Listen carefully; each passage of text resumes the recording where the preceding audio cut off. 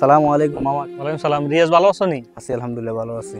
আচ্ছা, ওই তোমার তো অনেক দিন যাবত দেখি না, রমজান আসার পর থেকে কই থাকো? নামাজ পড়ো না কই পড়ো? আসলে মামা ঘটনা হচ্ছে যে আমি তো উত্তরপাড়া মসজিদে নামাজ পড়ি। ও আচ্ছা, তো কেন আমাদের এখানে কেন পড়ো? আসলে আমরা ইনে হরিণাতে ইয়ে হচ্ছে 20 রাকাত এবং কি খতম তারাবি, আর উত্তরপাড়া হেডে হচ্ছে 8 রাকাত, আর হচ্ছে সূরা তারাবি। ইয়ে তাড়াতাড়ি শেষ হয়ে যায়, আর ইয়ে শেষ হতে অনেক সময় লাগে। সারাদিন রোজা থাকি, শরীর একদম ক্লান্ত হয়ে যাবে, যার কারণে মানে হারি না ইয়ে মানে হইতে কষ্ট হয়। এলে আই ইরে হরিয়ে বাদ যাই। না না, তুমি তো আসলে অনেক বড় ভুল করতেছো রিয়াজ। রমজান আসছে, রমজান মাসটা হচ্ছে ইবাদতের মাস, আর এটা হচ্ছে বরকতের মাস।